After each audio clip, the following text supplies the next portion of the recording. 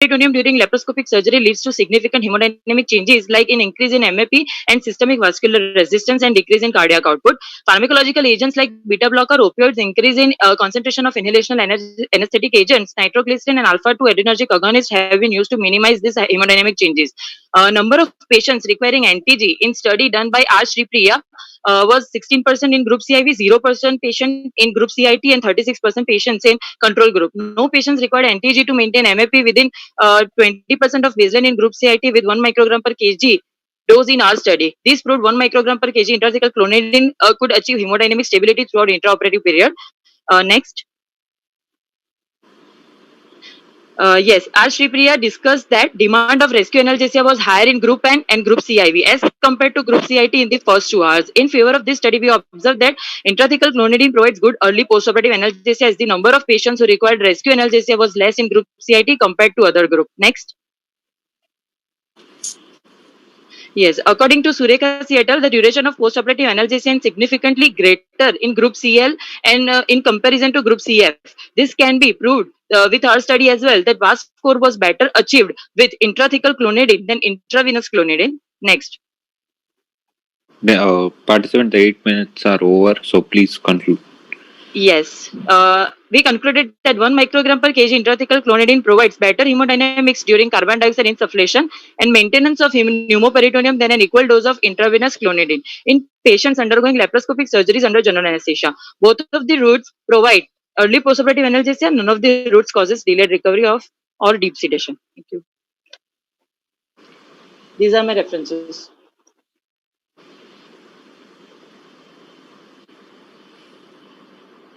Daisy, you have measured end-tidal sevoflurane for perioperative awareness.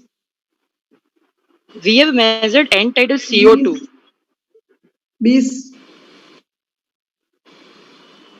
Sorry, ma'am. Beast measurement, bispectral index. No, madam. No, madam. You have no monitoring. Monitors. Okay. Okay. Okay. Thank you, ma'am. Okay. Next contestant. Dr. Avni Patel, are you ready? Yeah,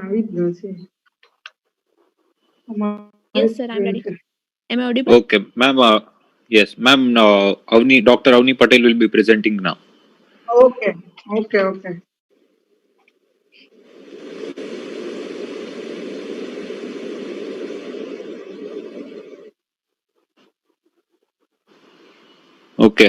You may start. Your camera.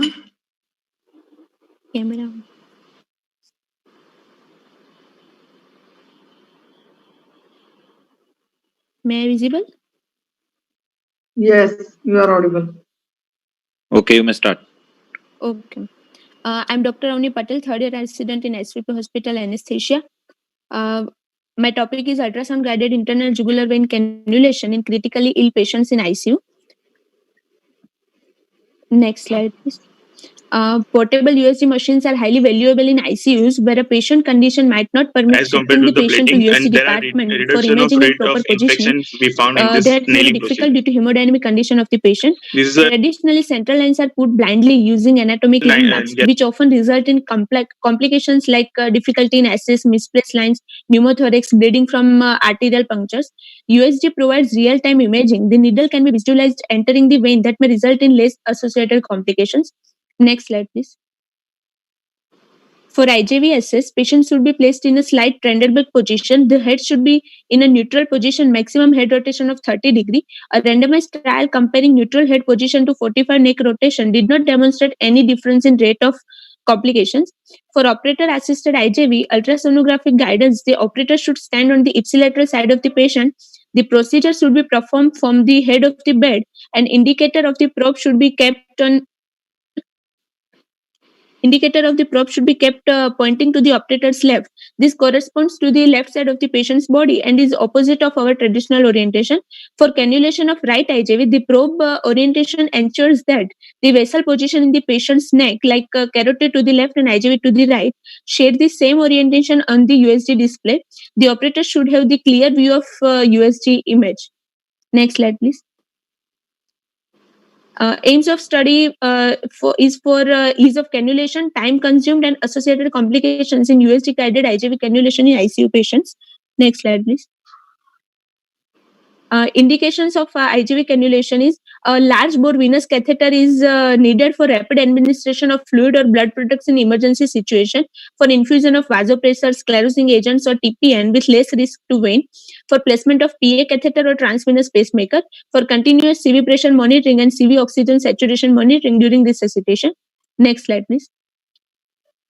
Absolute contraindications are infection at the insertion site, anatomic obstruction, and superior vena cava syndrome. Relative contraindications are coagulopathy, systemic infection, and presence of pacing wires like RV assist device. Next slide, please. Materials and methods. 25 critical patients at the ICU of SVP Hospital Ahmedabad who needed CV, central venous cannulation, who gave their informed written consent. Begin the procedure with proper scrubbing and universal precaution, including gloves, sterile gloves, gown, mask, cap, and protective eyewear. Cleanse the patient's skin with an antiseptic solution such as povidone iodine and ethyl alcohol. Sterile draping was done. Vascular cannulation may be accomplished with the catheter over guide wire technique, which is more commonly known as Saldinger technique. The vessel to be cannulated may be located with ultrasonography via dynamic method, real-time method. Next slide, please. Dynamic method. The dynamic method shown below is performed with the aid of assistant. A portable USG machine, Sonosite Micromax, with 7.5 MHz probe was used. A sterile sheath commercially available or glove with transmission gel or any lubricant may be used. Inside should be unrolled over the USG probe. Additional sterile transmission gel is then placed on the outside of the probe cover. The probe is then placed on the patient's skin and target vessel is identified. The vein is identified with the several techniques, including phasic respiratory pulsation, ease of compressibility, and increased swelling using the Valsalva maneuver. The vein to be cannulated should be centered on the USG screen. Once the anticipated path of the needle is identified, the path can be anesthetized with the lignocaine GLE. This part of puncture is anesthetized to minimize patient discomfort. Next slide, please.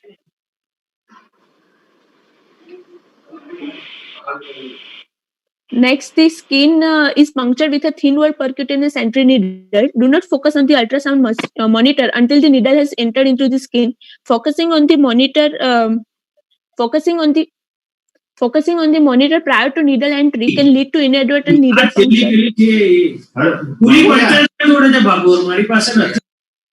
Visual focus is then directed to the USG monitor, where the needle appears sonographically as an echogenic line with reverberation or ring down artifact. Often the needle is not directly visualized. However, tenting of each tissue plane can be anticipated.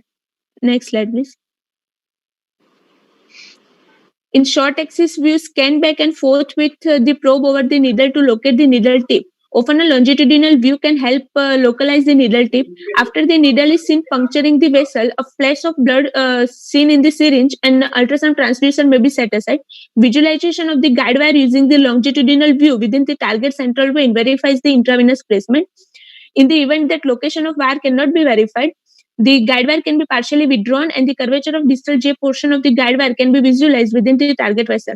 After needle puncture of the vessel guide wire placement, the entry needle is withdrawn and the puncture site is enlarged with scalpel blade, and then dilator may be used to facilitate placement of catheter. Venous blood return and easy flushing suggest accurate placement. 3-way lumen port was inserted. Ultrasonography can also visualize the catheter and its relative location to the vein. After the catheter is in place, simple interrupted sutures were taken, and post-procedure chest radiography is necessary to confirm its placement and any complications like pneumothorax. Next slide, please. These are two figures that shows compressibility of internal jugular vein comparative to carotid artery. Next slide. Doctor, your 6 minutes are over. Okay, sir. Next. Out of 25 patients, all patients are cannulated successfully. Only one patient's carotid artery was punctured and was cannulated in second attempt. Success rate is 100%. 96% patients are cannulated in first attempt and complication rate is 4%. Next slide, please. Discussion. The USG approach had lower incidence of complications like pneumothorax, inadvertent arterial puncture, hydrothorax, and misplaced cannula. After 3 or more attempts at insertion, mechanical complication increases, which were reduced by ultrasonography approach.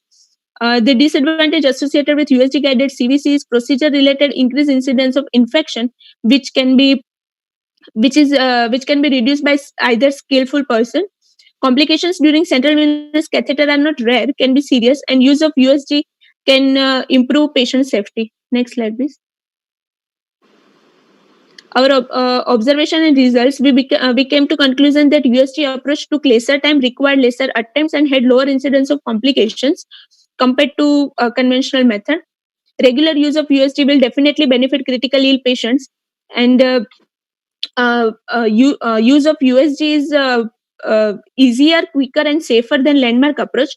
And the use of ultrasonography in experienced hands reduce the number of attempts, arterial punctures compared to landmark method. Next slide, please. These are my references which I have used. Next. Thank you.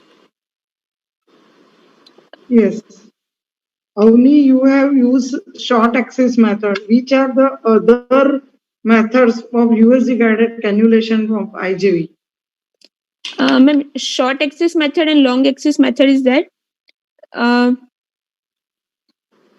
out of plan and in plan technique are also there in USG Okay. we use. What are the disadvantages of long axis method? I mean, obese patient, no,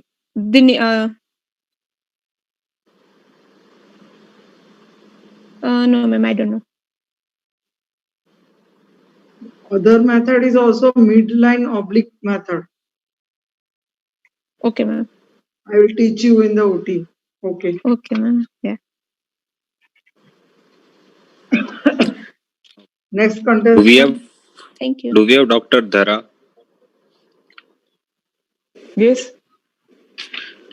Okay.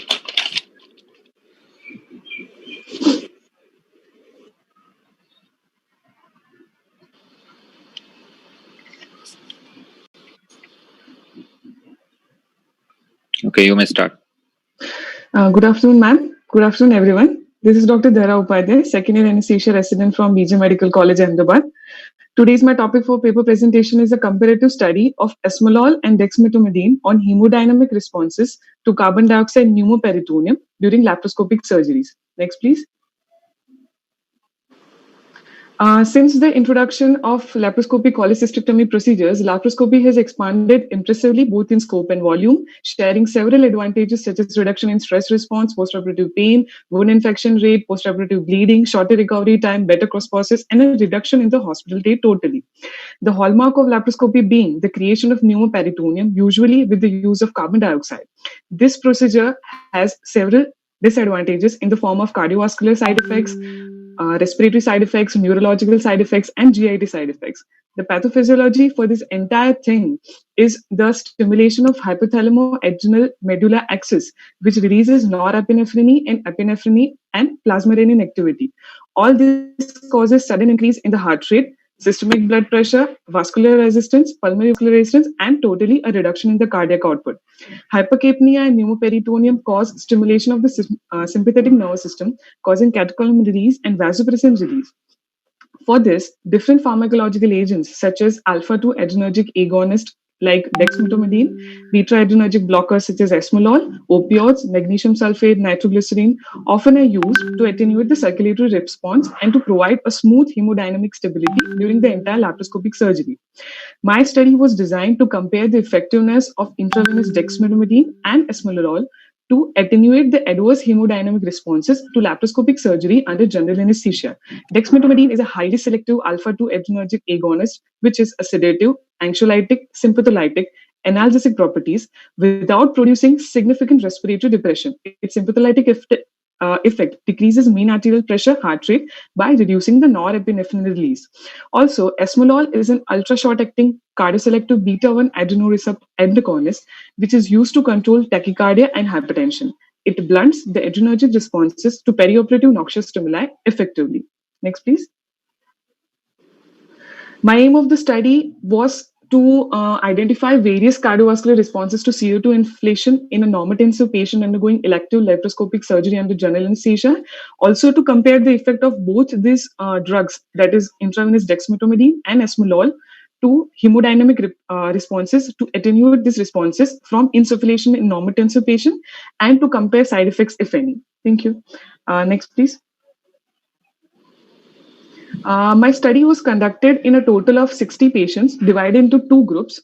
Group D, that is the dexmedetomidine group, was given 1 microgram per kg of dexmedetomidine IV diluted in 100 ml NS, injected slowly over 10 minutes after intubation before creation of the pneumoperitoneum. And group E, that is esmolol group, was given 1 microgram per kg diluted in 10 ml NS, given slowly after intubation before creation of the pneumoperitoneum. The inclusion and the exclusion criteria was as above. Next, please.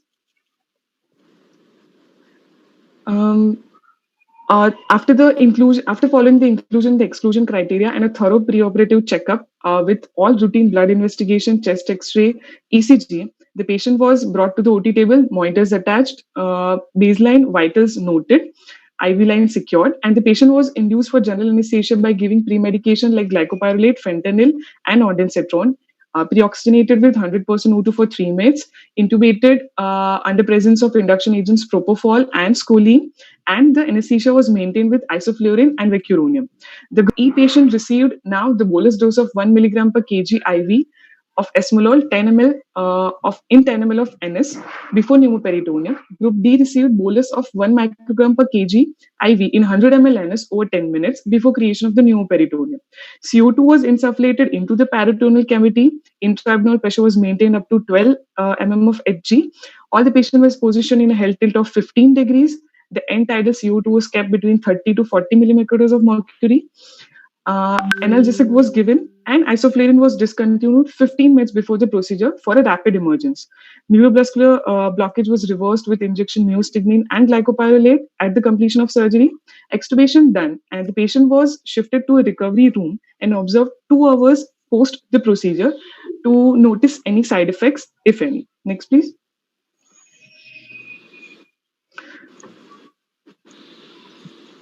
Next.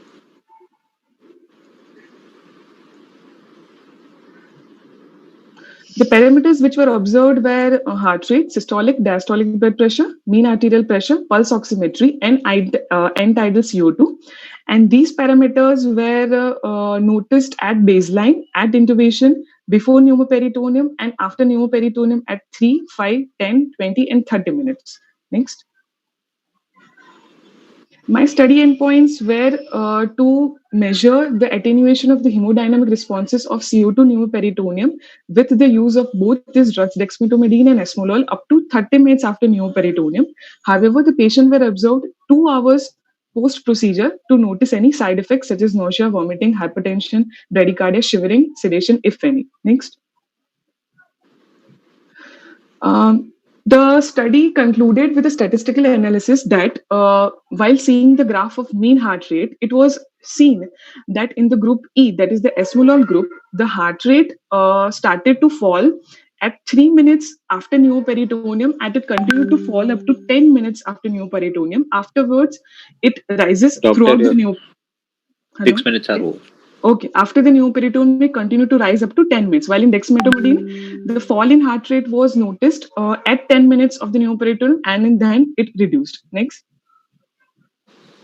The systolic blood pressure showed in the dexmedetomidine group as well as the esmolol group, it was found that systolic blood pressure was reduced at 10, 20, and 30 minutes, but the fall was greater in the dexmedetomidine group. Next. The diastolic blood pressure was also fall in both the groups after pneumoperitoneum, but the more profound effect of fall was noticed in the dexmedetomidine group. Next. So it concluded that there was a significant fall in the heart rate observed at before pneumoperitoneum and after pneumoperitoneum at 3, 5, 10 minutes of the pneumoperitoneum in group E patients, and a significant fall in heart rate at 30 minutes after pneumoperitoneum in group D patients. So the esmolol was able to manage the fall in heart rate up to 10 minutes afterward it increased, but in dexmedetomidine group, the heart rate continued to fall even later. Next. And the systolic blood pressure, also the dexmedetomidine showed a better control of to fall both the systolic and the diastolic blood pressure as compared to esmolol throughout the procedure. None of the patients in both the groups developed any complications such as nausea, vomiting, bradycardia, hypotension, or shivering, as well as there was no significant difference in age, weight, or sex in any of the group. Next. So, here to conclude that the hemodynamic responses due to CO2 pneumoperitoneum causes adverse cardiovascular events. Immediately after the pneumoperitoneum, plasma levels of norepinephrine, epinephrine, and renin activity increases. All these can lead to tachycardia, elevated arterial blood pressure, reduced cardiac output, particularly in the patients such as ischemic heart disease, hypertension, other comorbidities. So, dexmedetomidine, an alpha-2 adrenergic receptor agonist, possesses hypnotic, sedative, anxiolytic, and sympatholytic and analgesic properties. It effectively attenuates hemodynamic responses of CO2 pneumoperitoneum by its sympathetic effects, decreases heart rate, systolic, diastolic blood pressure by reducing the norepinephrine release, and improves hemodynamic stability throughout the intraoperative period in laparoscopic surgeries without any significant complications. Also, it diminishes intraoperative requirements of analgesics without any delayed recovery in the postoperative period. Next. Here are my references. Thank you.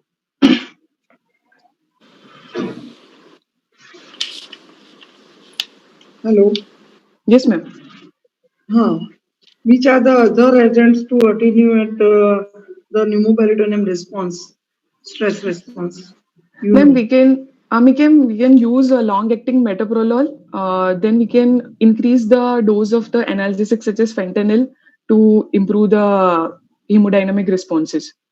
Also, we can maintain the patient under higher agents of volatile agents such as higher isoflurane or sevoflurane to make the patient deep down in the anesthesia plane. Okay. Thank you, ma'am. Next contestant. Do we have Dr. Dhaval? Yes, sir, I'm here. Am I audible? Yes, yes. Okay.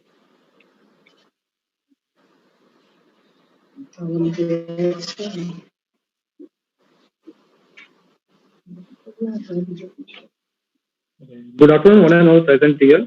Good afternoon, ma'am. Myself, Dr. Dhaval Pipali. I am going to do the paper presentation on the topic comparative study of the lignocaine hydrochloride and fentanyl citrate for the attenuation of the pressure response to laryngoscopy and tracheal intubation. Aims and objective is to evaluate and compare the efficacy and safety of the intravenous lignocaine hydrochloride 1.5 mg per kg and fentanyl citrate 2 microgram per kg prior to the laryngoscopy and tracheal intubation in attenuating the pressure response, and to study their effect on hemodynamic responses with parameters like pulse, systolic blood pressure, diastolic blood pressure, and mean arterial blood pressure. Something regarding general anesthesia. General anesthesia is a kind of medically induced coma with a loss of consciousness and protective reflexes. Airway maintenance is essential following induction of anesthesia, as nearly in all general anesthesia there is a elimination of both ventilatory drive and reflected that maintain the airway patency. Stimulation of the upper airway is associated with the reflex increase in sympathetic activity and increased catecholamine secretion. This leads to the tachycardia and elevation of blood pressure. Usually in a normotensive patient, this rise is about 20 to 25 milliliters of mercury. Rise in the arterial blood pressure begins after about 15 seconds and peaks within 30 to 45 seconds after laryngoscopy. There are several drugs and techniques which are used to prevent this hemodynamic responses. First is to block the peripheral sensory receptors and afferent inputs by topical application of local anesthetic or by infiltration of the supralaryngeal nerve. Blocking of the efferent pathway and efferent sites by intravenous lignocaine hydrochloride, beta blockers, calcium channel blockers, fentanyl citrate, or hydrolazine, or some other drugs. Blocking of the integration of sensory input with the central mechanism with the help of fentanyl citrate, either droperidol or morphine. Something regarding fentanyl citrate. Fentanyl citrate is a synthetic piperidine opioid agonist. They act by increasing the potassium conductance into the cell and inhibit the calcium channel or both, thus increasing the neurotransmitter release. Main action is to produce analgesia by acting on the supracranial mu receptor, to produce sedation and meiosis by acting on the spinal kappa receptor, bradycardia because of the vagomimetic action, and it also reduces the blood pressure and also blunts up the carotid sinus baroreceptor reflex. The intravenous dose is about 1 to 2 microgram per kg body weight.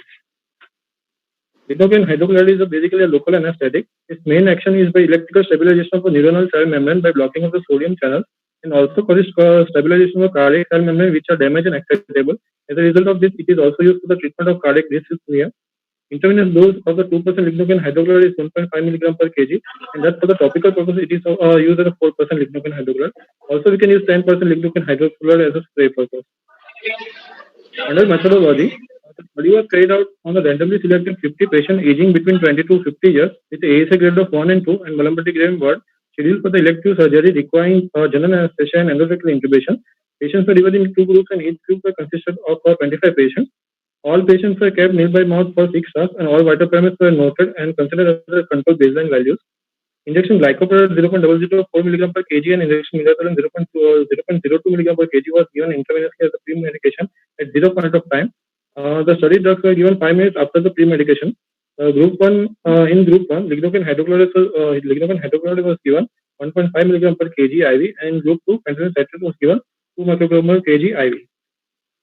All patients were then pre-oxygenated with 100% O2 by mask for 3 minutes before the induction. Induction was achieved with injection thiopentane sodium 5 mg per kg intravenously and injection succinyl choline 2 mg per kg IV. IPP was given with 100% O2 for 60 seconds after adequate relaxation. Laryngoscopy and tracheal intubation was done.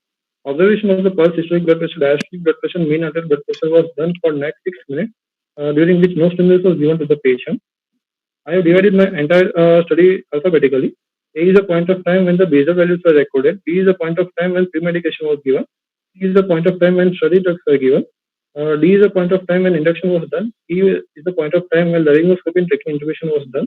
And F1 to F6 is a point of time every 1 minute up to 6 minutes after intubation. Observation and results. During laryngoscopy and tracheal intubation, the mean of the increment of all the vital parameters of both the groups were found as follows. For pulse rate in group 1, it was about 13 per minute. For group 2, it was about 7 per minute. For systolic blood pressure, it was about 17 mm of mercury and 6 mm of mercury. For diastolic pressure, it was about 16 mm of mercury, and for group 2, it was about 5 mm of mercury. And for mean arterial blood pressure, for group 1, it was about 16 mm of mercury, and for group 2, it was about 6 mm of mercury. Further, the maximum increase in all the vital parameters during the study compared to the baseline value in percentage are as follows. For the pulse rate in group 1, it was about 27%, and in group 2, it was about 12%. For systolic blood pressure, in group 1, it was about 19%, in group 2, it was about 10%. For diastolic blood pressure, for group 1, it was about 22%, and group 2, it was about 11%. And for mean arterial blood pressure, in group 1, it was about 21%, and for group 2, it was about 10%.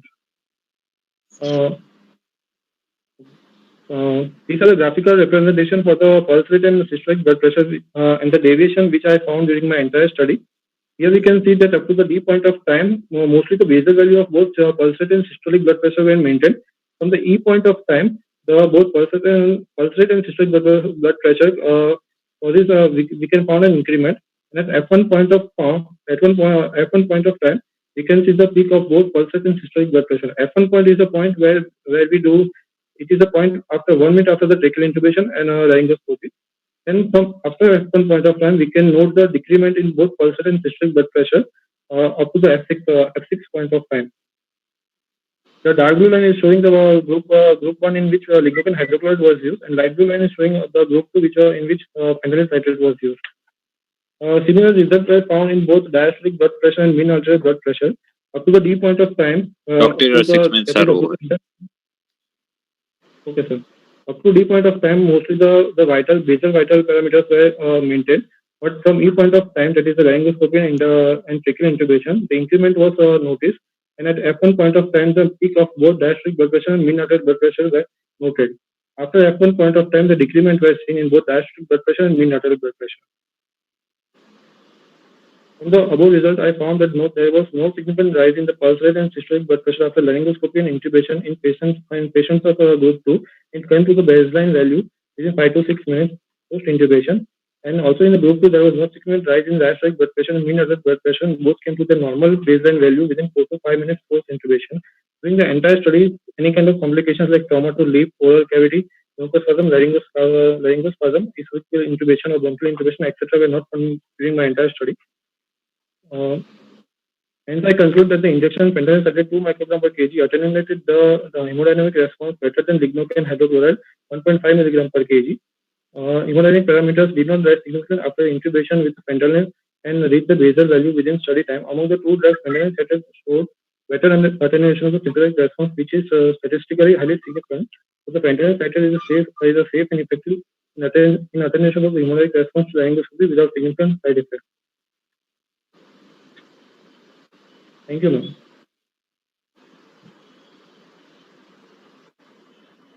These are my references. Yes.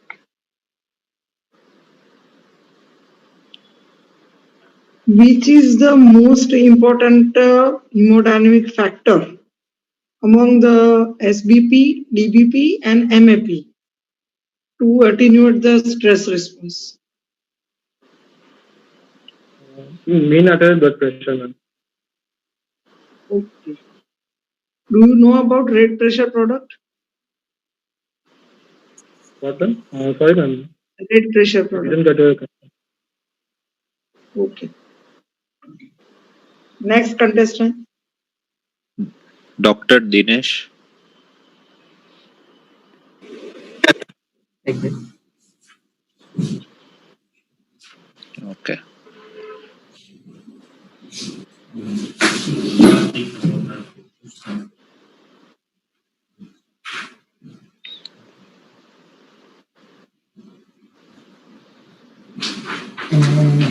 Good afternoon, ma'am. Good afternoon to everyone. Today I am going to present my topic on study of comparison of hemodynamic changes and pharyngolaryngeal changes occurring during the normal intubation versus intubating LMA in adult patients. Next. Normally we are intubating the patient with normal ET tube intubation, that we are giving them most of the sympathetic stimulation that will lead to the patients to develop tachycardia, hypertension, and so in our study, I made an attempt whether to prevent this. We have tried so many things. We are giving pre-medication and then sympathetic stimulant block currently we are giving fentanyl or whatever the sympathetic block is that we are giving. But that are medical part that we can avoid by giving our anesthetic agent may something that I tried. In that one, I am intubating. If intubation is not immediately successful, is no problem. If immediate intubation is not, we are not doing intubation, then it's become difficult for us to ventilate also. In that case, we are preferring some bag ventilation. For that single person is difficult, and we depend on other person, 2 person.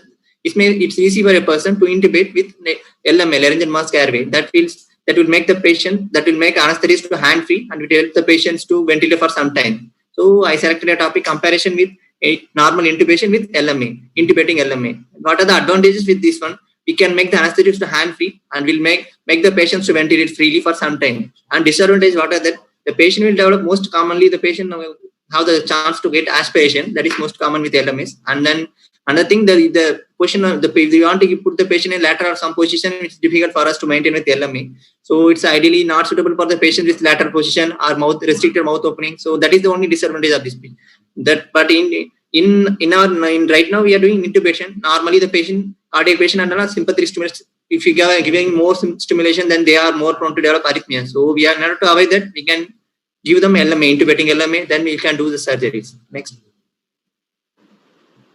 what is our aim? Aim of our study is to compare the hemodynamic changes, that is heart rate, systolic blood pressure, diastolic blood pressure during laryngoscopy versus LMA. What are the secondary changes? To compare the pharyngolaryngeal morbidity with the chest, hoarseness of voice, sore throat, and then difficulty swallowing, dental injury during the intubation versus LMA. Next. First, we get methodology, that we get the approval from our ethical committee, BJ Medical College, Ahmedabad. Then we divided into 2 groups. One is with normal intubation, another is intubating LMA. We have taken patients, 100 patients. We divided randomly into 50 patients, allocated in 2 groups. That we are selected mostly patients with AS grade 1 and 2. That we are selected for routine elective surgery under GA.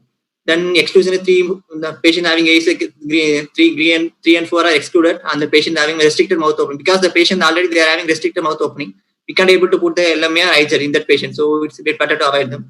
And then patient those who are beta blockers, that will block our heart rate and will make the study invalid. So we are avoiding that one. The patient hypertensive, so already they will be having sympathetic activity more, so we are avoiding diabetes, hypertension, COPD, renal failure, and then patient obese patient, more obese patient, drug addiction, and patient with GRD and all, we are excluding. Next.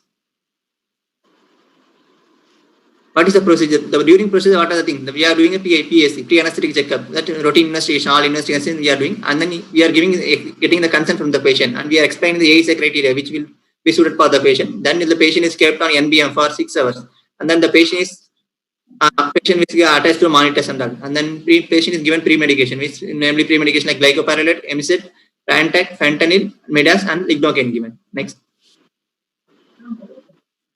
Then the patient is pre-oxygenated with 100% oxygen for 3 minutes. Initially, we are inducing with induction agent is propofol we are using. Now we are not inducing with IVP. If we are using that, more chance of the patient will be in lighter plane that in IVP and all. So more chances the patient will go for laryngospasm and all. So it's better not to use with using airways into intubating LMI like that. So it's better to use propofol. So we are using only propofol 2 to 2.5 milligram per kg.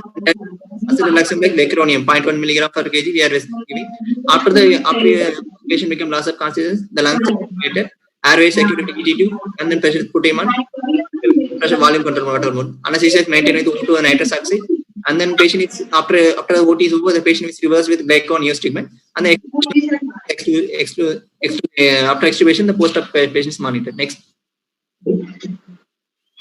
What are the parameters that we are studying? Mostly we are concerned mostly on sympathetic response, that is mostly on heart rate, blood pressure, systolic blood pressure, diastolic blood pressure, SpO2, and then post-operative we are observing for the post-op cough, sore throat, difficulty swallowing, dental injuries which we are observing. That also we are grading. No symptoms, mild symptoms, moderate symptoms, or severe symptoms. Statistically analyzing the symptoms and they are giving based on that. Next.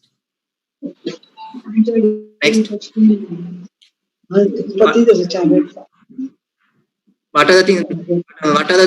Normally we are giving normal intubation with intubating LMA. During the first attempt, most of the patients are intubating at risk. 47 out of 50 patients, 47 are intubated with normally first attempt. In LMA, 46% are intubated with first attempt, second attempt may 4. In this one, they are showing that there is no significant difference in between the normal intubation and LMA. The patients are intubated during the first attempt and are occasionally in second attempt. Next. Thank you. But and then we are comparing the heart rate. Initially, there is no statistical difference between during baseline and during insertion time. There is no difference between the mean heart rate. During the first minute, there is a first, third, and fifth minute.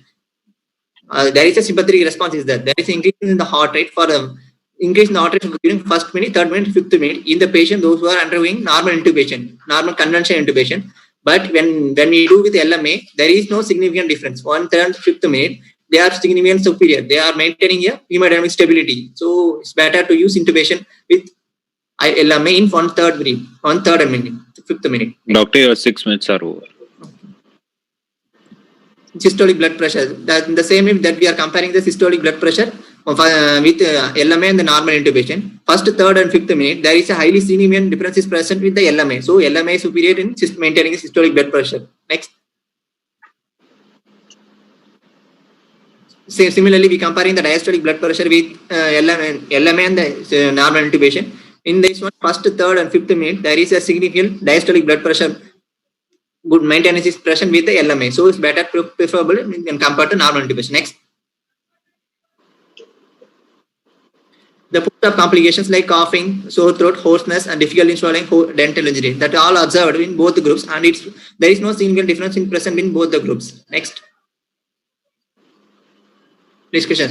Now we have known most of the OTs we are preferring all the patients are normal intubation only. So our mind goes into why you should prefer the normal short procedures, why you have to intubate. We have to put some I-gel like that. Initially we prefer I-gel. I-gel most of the patients they prefer I-gel, but in recent advances modification of I-gel, intubating LMA has come that we are preferring for longer surgeries also. For the patient with which you feel the hemodynamic response we have to maintain for the cardiac patient that we can use these patients and all.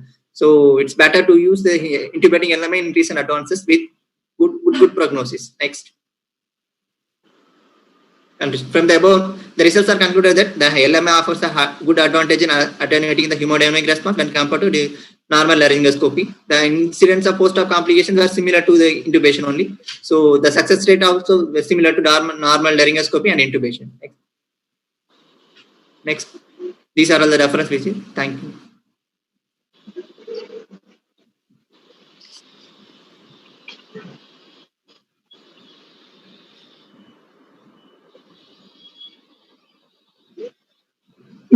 Which are the other intubating LMA you know?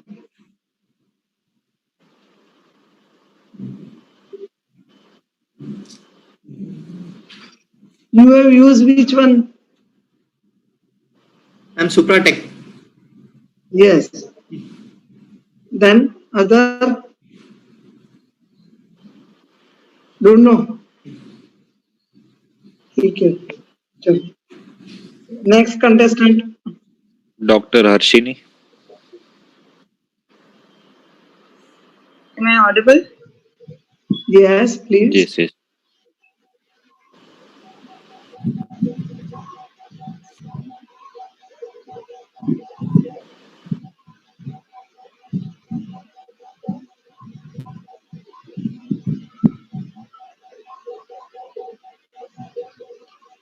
Good afternoon, everyone. I'm Dr. Harshini Okay. Kothari, third year anesthesia resident from Smear Hospital, Surat. So my topic is a comparative study of dexmedetomidine versus esmolol for attenuation of stress responses to laryngoscopy and endotracheal intubation. Next, please. So laryngoscopy is basically a method to visualize the vocal folds and the glottis, and tracheal intubation is mandatory in most surgical patients requiring general anesthesia and critically ill patients requiring mechanical ventilation. Both these procedures induce a transient circulatory reflex response, which is characterized by tachycardia, hypertension, and arrhythmia. This reflex lasts mainly for 5 to 10 minutes after intubation due to a rise in plasma catecholamine levels. Next, please. This momentary response is well tolerated in healthy individuals, but it is considered potentially dangerous in patients with cardiovascular or intracranial diseases. Now, elevating stress response of laryngoscopy and endotracheal intubation is critical in management of general anesthesia patients undergoing surgical intervention. Several drugs and maneuvers have been tried, and there is a constant search for an ideal drug to mitigate the stress response. Newer drugs like esmolol and dexmedetomidine have been recently used for this purpose. Next, please. So, esmolol is an ultra-short-acting beta-adrenergic receptor antagonist. It minimizes the increase in heart rate and myocardial contractility, which is the primary determinant of myocardial oxygen consumption, by attenuating the positive chronotropic and inotropic effects of increased adrenergic activity. That way, dexmedetomidine is an imidazole derivative and a highly selective alpha-2 adrenergic receptor agonist, and it produces sympatholysis. So this study was undertaken to compare the efficacy of esmolol and dexmedetomidine for attenuation of stress response to laryngoscopy and endotracheal intubation in patients posted for elective surgeries under general anesthesia. Next, please. Similarly, that was our aim to compare the efficacy and safety of IV dexmedetomidine and esmolol in attenuating the hemodynamic response to laryngoscopy and intubation. Next, please. So after obtaining written and informed consent, we conducted a randomized study in 52 patients and compared the efficacy of esmolol and dexmedetomidine. And the patients were randomly divided into two groups with 26 patients in each group. Group E had injection esmolol 1 milligram per kg in 10 ml normal saline, which was given 2 minutes before intubation. And in group D, injection dexmedetomidine was given 1 microgram per kg in 10 ml normal saline over 10 minutes prior to induction. Next, please. So our inclusion criteria consisted of patients aged between 18 and 60 years of either sex and ASA grading 1 or 2, and surgeries conducted under general anesthesia. Next.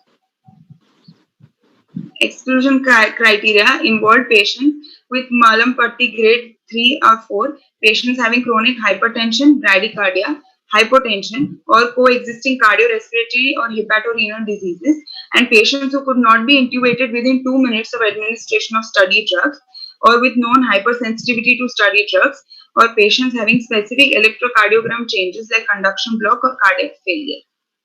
Next, please. So pre-anesthetic evaluation of all patients was done, and it consisted of a detailed history and physical examination and routine investigation, and an informed written consent was taken. Next. Preoperatively, patients were fasted overnight, and no sedatives or anxiolytics were given on previous night, and vital parameters were noted in the preoperative room and were considered as baseline. Patients were pre-medicated with injection glycopyrrolate 0.005 to 0.01 milligram per kg IV with injection ondansetron 0.1 milligram per kg IV, and analgesia was provided with injection fentanyl 2 microgram per kg IV. Next.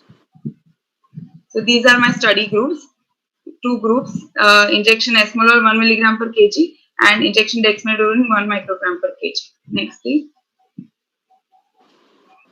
Intraoperatively, patients were pre-oxygenated with 100% oxygen for 3 minutes, and conventional general anesthesia was administered with injection thiopentone sodium and injection succinylcholine 1.5 milligram per kg, and anesthesia maintained with oxygen, nitrous oxide and isoflurane, and muscle relaxation was done with injection becunorium bromide with a loading dose of 0.08 milligram per kg IV and maintained with 0.02 milligram per kg IV. After completion of the surgery, patients were extubated following reversal of residual muscle paralysis with injection neostigmine and injection glycopyrrolate according to the dosage. Next. So hemodynamic parameters monitored at various intervals were baseline, which was recorded in the pre-operative room, considered as T0, vitals taken after pre-medication as T1, then immediately after giving the study drug as T2, during intubation T3, immediately after intubation T4, 3 minutes after intubation T5, and 5 minutes after intubation but prior to surgical incision, considered as T6. Next.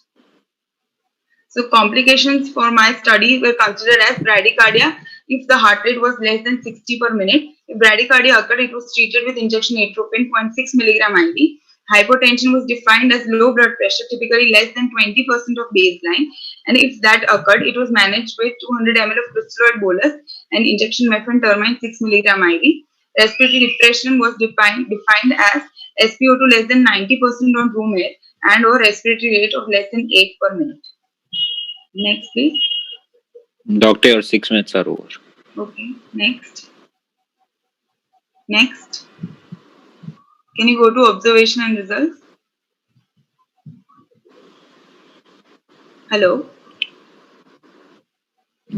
It's there. Wait. Sorry. Can you see it? Yeah. So demographic profile was non-significant in both the groups. Next, please. In heart rate was noted at different time intervals according to my study group, and no statistical significant difference was found between both the groups at baseline and after pre-medication. But dexmedetomidine proved to be a better drug in decreasing heart rate than esmolol during intubation and after intubation. Next, please. Similarly, during systolic blood pressure recordings, dexmedetomidine decreased systolic blood pressure better than esmolol. Next. Next, please. Hello. Okay. Yeah. Even mean arterial pressure and diastolic blood pressure both were significantly reduced in dexmedetomidine group as compared to esmolol. Next. Yeah, no complications were noted in my study, and the incidence was not significant in any group. Next. Next, please. So, for my discussion, I have discussed that direct laryngoscopy and endotracheal intubation both induce temporary but prompt sympathoadrenal reflex resulting in hypertension and tachycardia, and this becomes significant in hypertensive or cardiovascular disease patients. So in my study, I've used esmolol and dexmed to study its efficacy in attenuating its response. Next, please. Here I have described the same mechanism of dexmed, which is an imidazole derivative, and it acts on alpha-2 adrenergic receptors in the brain and spinal cord, thereby resulting in hypotension, bradycardia, sedation, and analgesia. And esmolol is an ultra-short-acting cardioselective beta blocker, which has a very short half-life, and it prevents the action of epinephrine and non-epinephrine, and it decreases the heart rate by decreasing its heart contraction. Next, please. Please conclude. Okay. Can you please go to conclusion? So these are the various studies that other people have conducted and they recorded similar results. Can you please go to conclusion? Yeah, so on basis of findings of my study, we concluded that dexmedetomidine 1 microgram per kg was a better agent than esmolol 1 milligram per kg in attenuating the sympathomimetic response to laryngoscopy and intubation. Following are my references. Thank you.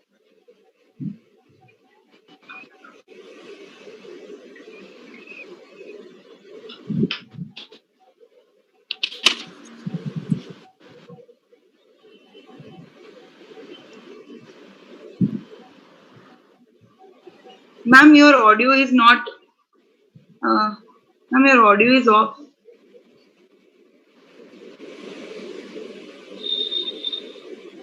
Ma'am's audio. Yes. Yes. Now I'm audible. Yes, ma'am.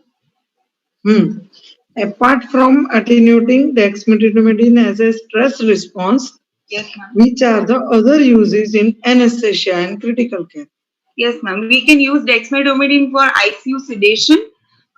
Then we can also use it for pre-medication and for maintenance and for monitored anesthesia care. It can be used. Even during awake fiber optic intubation, it can be used for as it is an arousable sedation. It provides arousable sedation. Can it be used as an adjuvant? Yes, ma'am.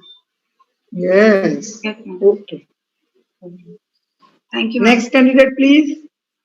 Dr. Kinjal. Yes. Am I audible? Yes, yes.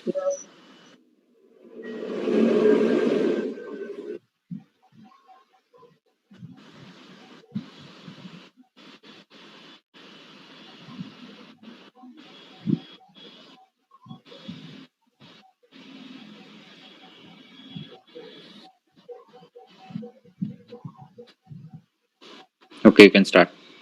Good evening, ma'am. Myself, Dr. Kinjal Vahela, third year resident, Dr. IKDRC, BG Medical College, Ahmedabad. My study topic is a comparative study between the intraperitoneal instillation of the levobupivacaine alone and the levobupivacaine plus dexmedetomidine for the post-operative pain relief in the laparoscopic gynecological surgeries. Next, please.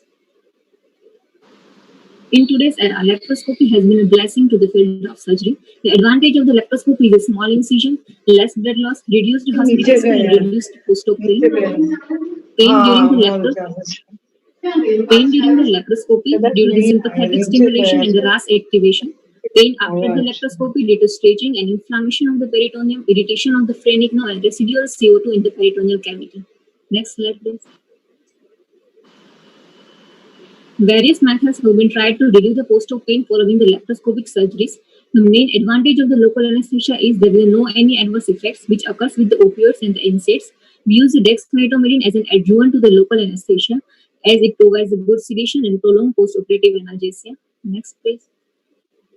The aims and objectives of my study is to evaluate the duration of the post-op analgesia, type and severity of the post-operative pain, total number of doses of rescue analgesics required within the 24 hours post-operatively, to compare the hemodynamic stability and to compare the side effects of the drug.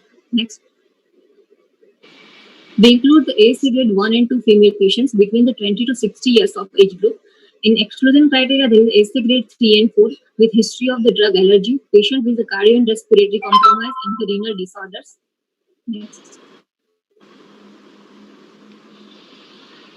The study is a prospective randomized and double-blind study. Institutional ethical committee approval and written informed consent was taken. By randomized seal envelope method, we select the 120 patients, 60 patients in each age group.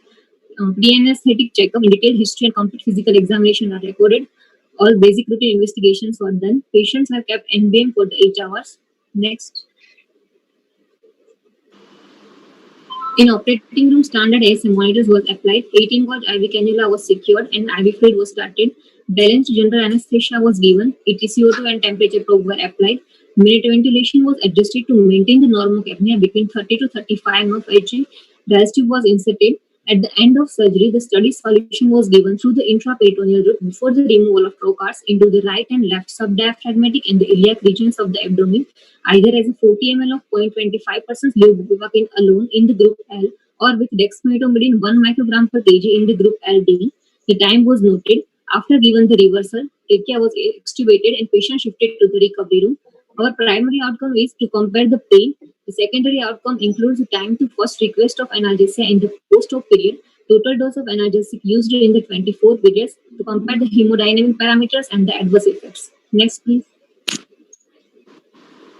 The intensity of the post-operative pain was recorded for all the patients using the VAS score at different time periods. Patients who reported the VAS more than or equal to 40 mm were given the injection diclofenac 75 mg IM as the rescue analgesia. The time to first request of analgesia and total number of the required analgesia were noted. Here are my statistical analysis. Next, please. The results are following. The patients in both the groups were compatible in the age, weight, and the ASS status. Most of the patients were scheduled for the diagnostic hysterectomy, followed by the patients operated for the total laparoscopic hysterectomy. Next. Most of the patients had generalized abdominal pain, which was comparable in both the groups. Next.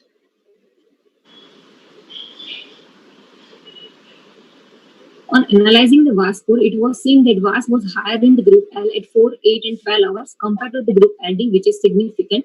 The duration of analgesia was comparatively higher in the group LD, which was 16 hours and statistically significant. There was earlier an increased demand of the rescue analgesia in the group L. Total 50 patients in the group L out of 60 patients required the rescue analgesia as compared to 39 patients in the group LD. Next. The mean arterial pressure and the heart rate in the post-op period was lower in the group LD compared to the group L and was statistically significant. There was no hypotension or bradycardia in any group of the patients. Next. In our study, out of 120 patients, post-op nausea, vomiting, and dryness of mouth was noted, but that was statistically insignificant. Next.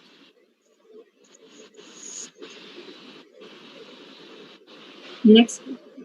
Post-op pain after the laparoscopic gynecological surgery has three components: visceral, parietal, and the referred shoulder pain. The predominant cause of the pain is the parietal, but in early convalescent period, major cause of pain is the visceral, because as compared to small incision and limited trauma to the abdominal wall, the surgical manipulation and tissue destruction in visceral organ is much more. Various methods are used for the post-op pain relief. In patients undergoing the laparoscopic surgery, the intraperitoneal installation of local anesthetic has been the most promising results. Next, please. Local anesthesia are now widely used as it has a good safety profile, long-acting preparation, and provide the analgesic effect without any systemic side effects. We choose the intraperitoneal route because it is seen that local anesthesia used through this route reduce the post-op pain because it blocks the visceral afferent signals, modifies the visceral nociception by affecting the nerve membrane-associated proteins. It also inhibits the release and action of the prostaglandins, which stimulate the nociceptors and cause the inflammations.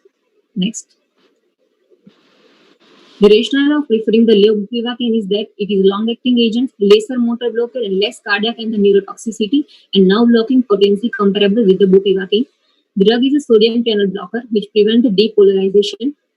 Our study is a concurrence with the Bakhamis and Narche study, who found that intraperitoneal local anesthesia are more effective in reducing the pain up to 48 hours and had lower VAS score up to 4 hours in the post-op period. Next. 6 minutes are over. The dexmedetomidine is an alpha-2 adrenoreceptor agonist, produces sedation, hypnosis, and analgesia by inhibiting the sympathetic activity. Please fast track and conclude. Of alpha-2 receptor in the CNS. Next. As regards the rescue analgesia, time to requirement of first dose rescue analgesia was longer in the group LD. The pain score and early demand for analgesia and cumulative analgesic consumption requirement is lower in the group LD. Next. Post-op nausea vomiting was seen in both the group, which was treated with the injection ondansetron 0.1 mg per kg. Next.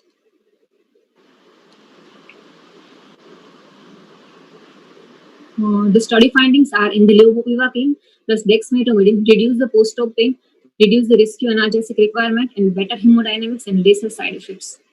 Next. Here's are my references. Thank you. Okay, next contestant, please. Thank you. Dr. Prerak. Yes, am I audible? Yes, please. Yes, good afternoon, ma'am. Good afternoon.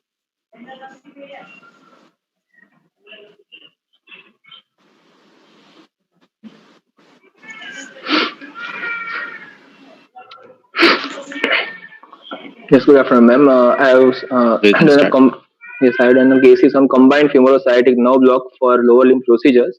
I'm Dr. Prerak, a third year resident from NHL Medical College. Next, please. Next, please. In introduction, I want to share the innovation. Back the slide, please. Before giving any nerve blocks, we should know the innovations of the nerve supplies in the lower limb. Next, please. First of all, femoral nerve block. The femoral nerve is the largest branch of lumbar plexus. Its root value is L2, L3, and L4. It descends through the fibers of psoas muscle and emerges underneath the inguinal ligament into the thigh. And it divides into anterior and posterior division. At the femoral crease, the nerve is covered by the femoris fascia iliaca. Next, please. Ligamentum iliopectineus. It is a ligament that separates femoral artery and vein. So, when we give a local anesthetic via blind paravascular technique, it prevents the spread of local anesthetics in artery and vein. So it is good. And then lateral circumflex femoral artery, a small branch of femoral artery, and other large blood vessels are often present in this area. So we have to be careful. Next, please. Indication of single injection of femoral nerve block. Anesthesia for knee arthroscopy in combination with intra-articular local anesthesia, anesthesia and analgesia for femoral shaft fractures, ACL reconstructions, and total knee reconstruction in multimodal regimens. Next, please. Positioning of patients. Supine with both legs extended in obese patients, placing a pillow underneath the hip may facilitate palpation of femoral artery and block performances. The femoral nerve is fairly superficial, so large doses of sedative and narcotics are not usually necessary. This is anatomical landmark. The figure is showing the femoral crease and femoral artery just medial to the femoral artery, around 1 centimeter. Femoral nerve is placed. Next, please. Landmarking. Femoral crease and the femoral artery pulse immediately lateral to the femoral artery, sagittal and slightly cephalate planema, and indicated by patellar. I have used both technique, peripheral nerve stimulator and USG guided. So indicated by a patellar movement as the quadriceps muscle contracts. Commonly, the entire division of femoral nerve will be identified first by the contraction of the sartorius muscle on the medial aspect of the thigh. The articular and muscular branches arises from the posterior division of the femoral nerve. The needle is simply redirected laterally and advance several mm deeper until twitches of the patella are seen. Next, please. The other one is USG guided. The femoral nerve is easily visualized using ultrasound. Onset time, quality of block, and decrease the incidence of vascular puncture. Less local anesthetics are needed. The femoral nerve is identified just lateral to the femoral artery. The needle is inserted lateral to the ultrasound probe, with the needle is in the plane of the ultrasound beam, facilitating the needle tip visualization. This is the USG guided picture. The first one is a visual anatomical, and the other one is a USG. Just we can see the femoral vein and femoral artery just medial to that. The biggest, largest femoral nerve is visualized easily. This is the good technique to minimize the dose of local anesthetics and the less vascular punctures, incidence of less vascular puncture. Next, please. The second one is sciatic nerve block. Root value is L4 to S3 nerve roots. It is the largest nerve in the body, measuring nearly 2 centimeters in width. The sciatic nerve innervates the posterior thigh and almost the entire leg below the knee. Depending on the surgical procedure, the sciatic nerve can be blocked at the level of gluteal maximus, subgluteal level, the popliteal fossa, or the ankle as terminal branches. Next, please. Gluteal sciatic nerve block. There is two blocks: posterior transgluteal approach and anterior approach. In posterior approach, based on the bony relationship of the posterior superior iliac spine and the greater trochanter with the patient positioned in a modified Sims position, it is a commonly performed. We perform that. In anterior approach, deep location and perpendicular angle of the insertion required to reach the nerve. It is a complex. Patient's discomfort and lower success rate, blocked more distally, leading to spreading and incomplete block of the hamstring muscle. It is not recommended for the patient on anticoagulation because of the deep nature of the block. Next, please. This is the position. Patient put on lateral side, and posterior superior iliac spine and gluteal trochanter are drawn, and just 5 centimeter below we place the spinal needle or the PNS guided needle into the right, and we can clearly see the gastrocnemius knee plantar flexure jerks, so we can identify easily that site. And the second one is anatomical landmark. Posterior approach. It is a kind anterior approach. There is a kind of difficult one. Next one. The technique is the lateral decubitus position tilted slightly forward with the hip flexed. The foot on the side of the block to be blocked should be positioned over the dependent leg. A combination of midazolam and short-acting narcotics is also used. As the needle is advanced, the twitches of the gluteal muscles are usually observed. The gluteal twitch disappears, the brisk response of the sciatic nerve is observed. Hamstring, calf, foot, and toe twitches. The stimulating current is gradually reduced until the twitch are still seen on felt, typically at a deep depth of 5 to 8 centimeter. At this level, twitches of the hamstrings are acceptable because the separation of the neuronal branches to the hamstring muscle occur below this level. Next, please. 6 minutes are over. The result, my result is the complete block was achieved in 90% of patients. None of the patients had any complication, and there was no any significant difference between the pre and post-operative vitals like blood pressure and pulses.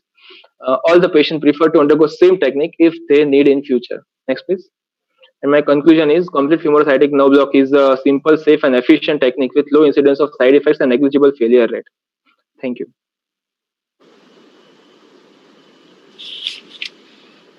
Yes, ma'am. Yes. Have you used this block in the geriatric patient or? Mostly in the geriatric patient. Yes, or mostly on the geriatric patient who are cardiorespiratory compromised. So it's the best for debridement. That is the advantage. Yes, that is the advantage of this block. Yes, ma'am. Okay. Next contestant. Thank you, ma'am. Dr. Riddhi. ક્યાં જતો રહ્યો ક્યાંથી સવારથી બેઠો છે સવારથી જ phone આખી બેઠો છે અત્યારે એ જ નથી ક્યાં Dr. Riddhi. Yes, ma'am. Yes.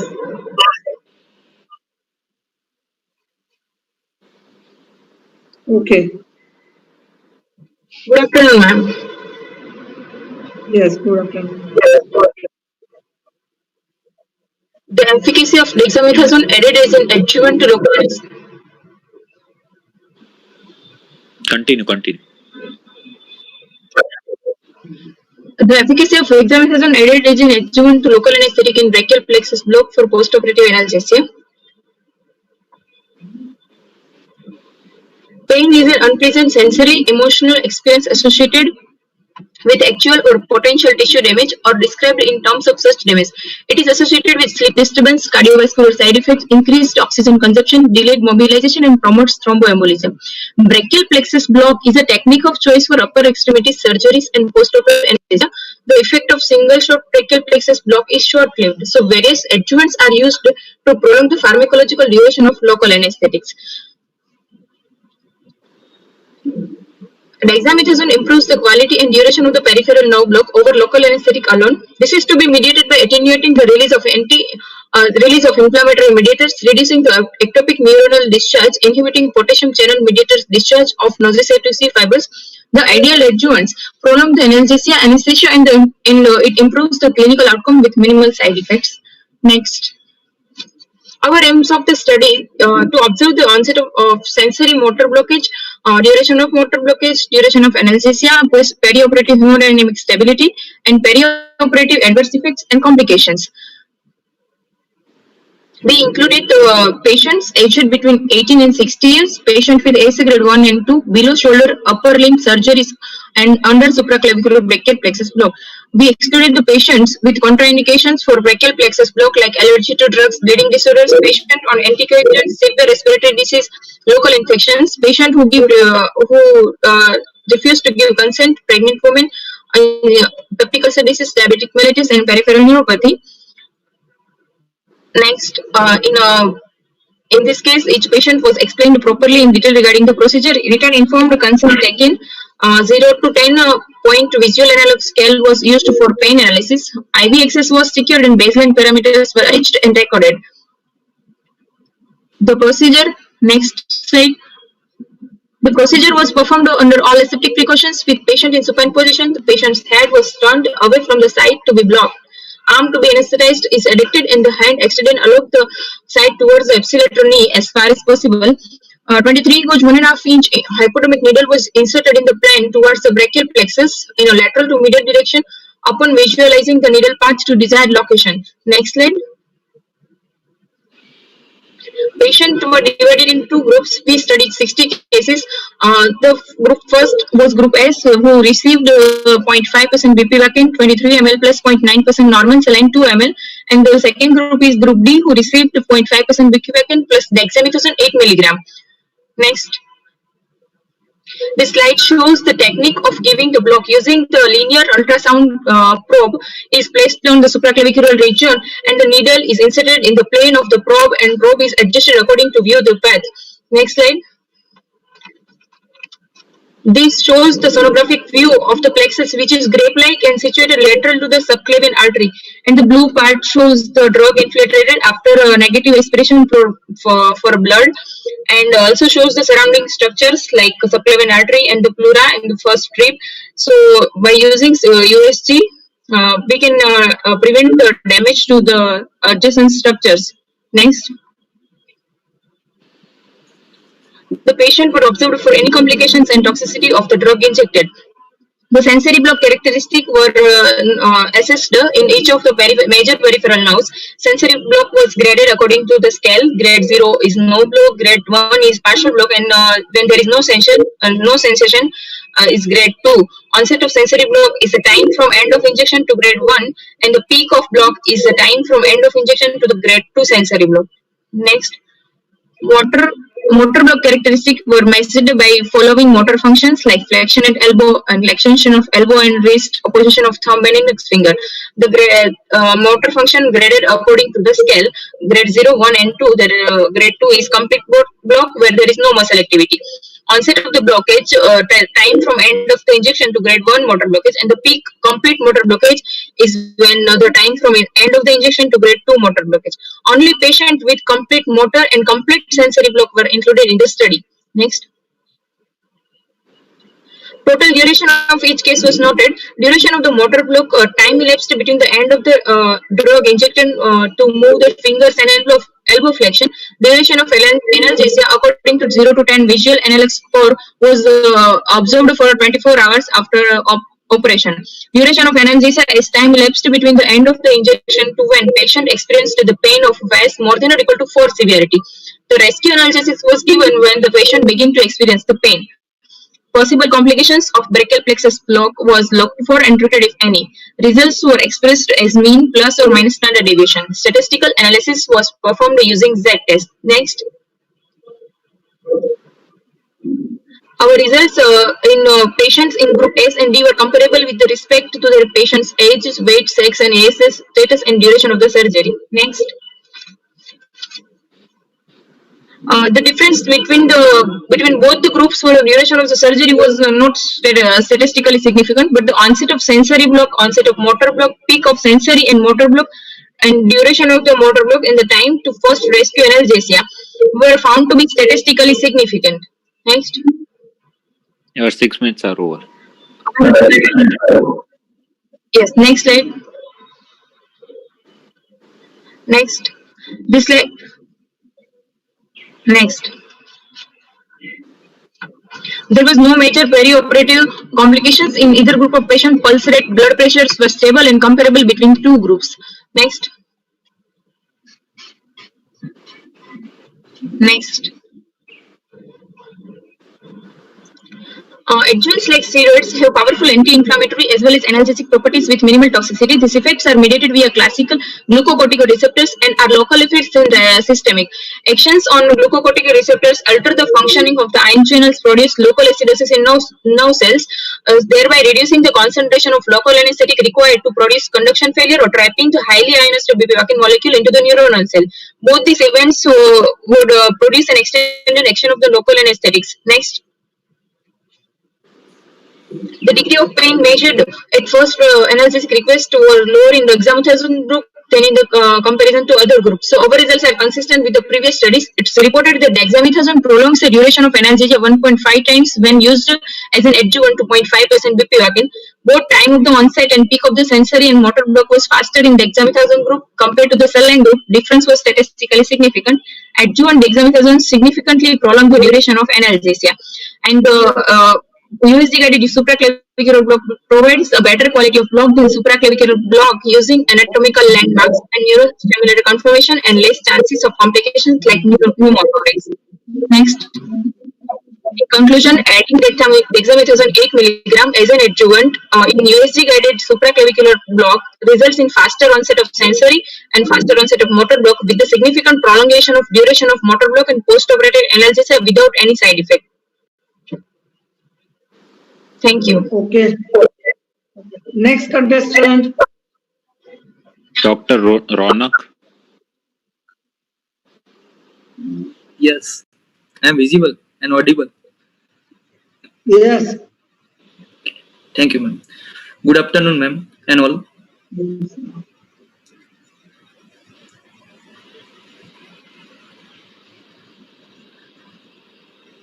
Okay, start.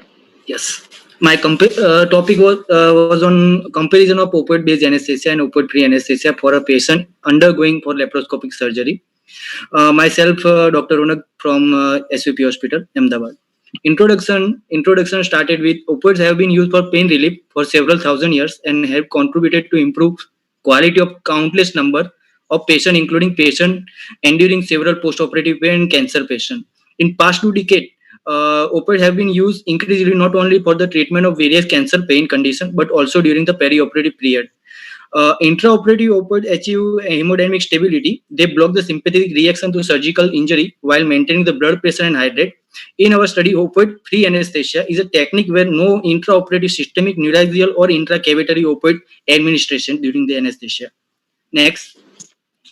The aim and objective of our study is we evaluated the efficacy of opioid anesthesia with propofol, dexam, lignocaine, NSAID, ketamine in patient undergoing lap chole, like laparoscopic surgery, with reference to postoperative analgesia consumption, requirement, hemodynamic stability, and respiratory depression. Next. The inclusion criteria is willingness to participate in our study, age between 20 to 60 years, ASA grade include 2 and 3, patient undergoing elective surgery. Next. Exclusion criteria, the patient with the non-history of allergy to drug, opioid use in last week or within 1 month, chronic opioid addiction, inability to comprehend visual analog scale, pregnant and lactating mother, and patient in whom surgical procedure were converted to open procedure and the history was significantly altered RFT or RFT. Next. In our study, material method includes we enrolled 20 patients aged 20 to 60 years, ASA grade 2 and 3 with undergoing lap surgery under general anesthesia. In this blinded randomized control study, approval of ethical committee, institutional ethics committee was taken and informed consent from the patient was taken. Patient divided into 2 groups, A and B, opioid free 10 patient and opioid based 10 patient. Statistically analysis, comparison of quantitative variable between the study groups was done by using chi-square test and unpaired t-state. The significant p-value is less than 0.05. Next. During the pre-anesthesia workup, patient was investigated for basic blood report and visual analog scale. The patient kept on NBM overnight. In the standard OT, standard ASA monitor was attached and IV exit was taken. Pre-medication and pre-oxygenation was done.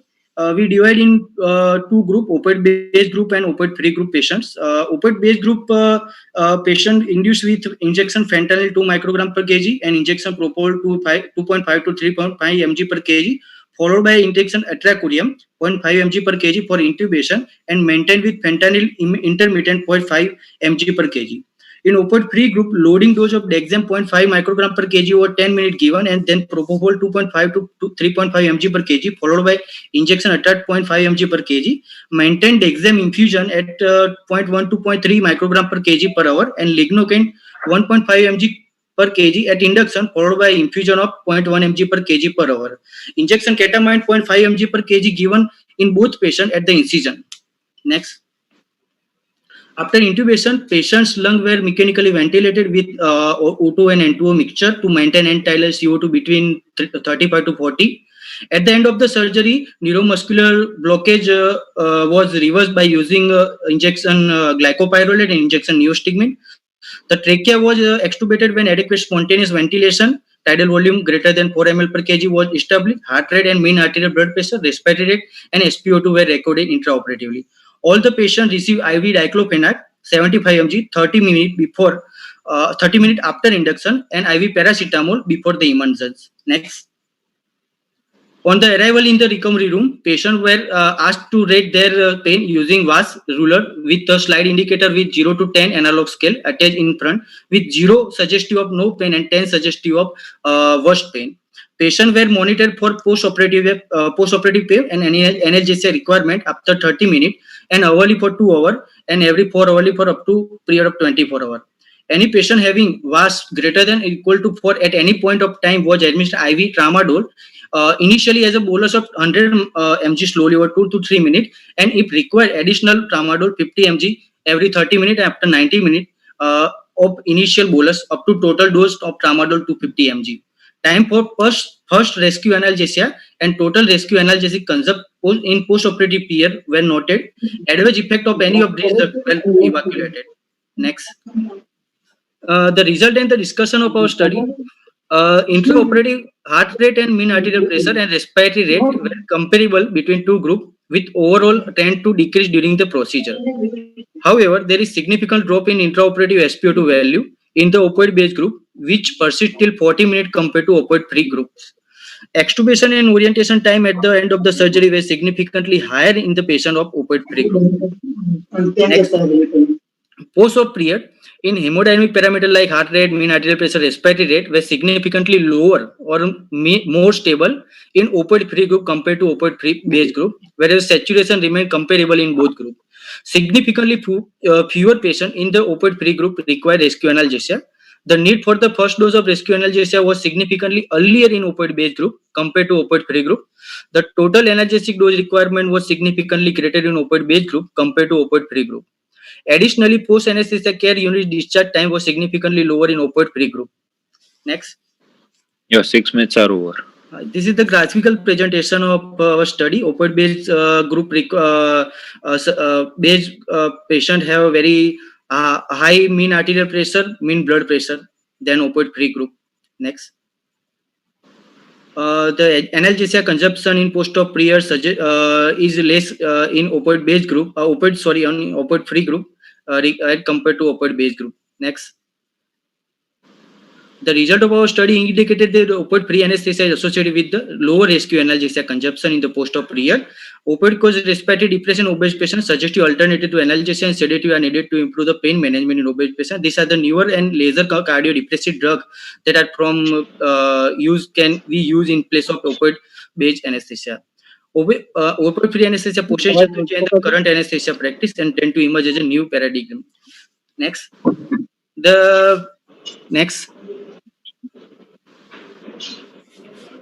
The limitation of our study is no control group, small size sample, result well obtained from the patient having no comorbidity. Next. Conclusion of our study was opioid-free anesthesia with Dexam, lignocaine, ketamine provide better post-op care and analgesia, hemodynamic and with laser post-operative tramadol requirement. Opioid-free anesthesia is possible as an alternative to the opioid analgesia, and an anesthesia provide benefit to selective patient of group, facilitate the post-op period and with less opioid requirement, enhance recovery after surgery. Optimal perioperative analgesia is ability to reduce the pain score and enable the demobilization with enhanced rehabilitation. Next. These are my references, ma'am. Thank you.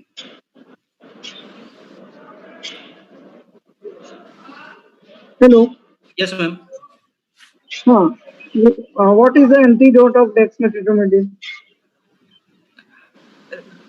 Ma'am, alpha, you can use alpha blocker, ma'am. Yes. But what is there is a specific antidote of dexmedetomidine?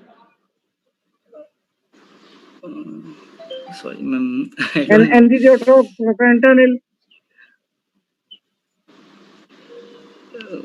Whenever there is a fentanyl toxicity or fentanyl adverse effects, what you give? Ma'am, benzodiazepines can be used, ma'am. Benzodiazepine. No. Read it and tell me in OT. Okay, ma'am. Okay. Sure, ma'am. Thank you.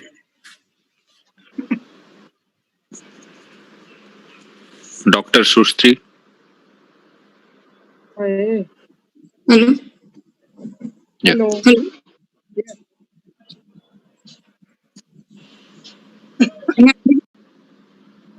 Yes.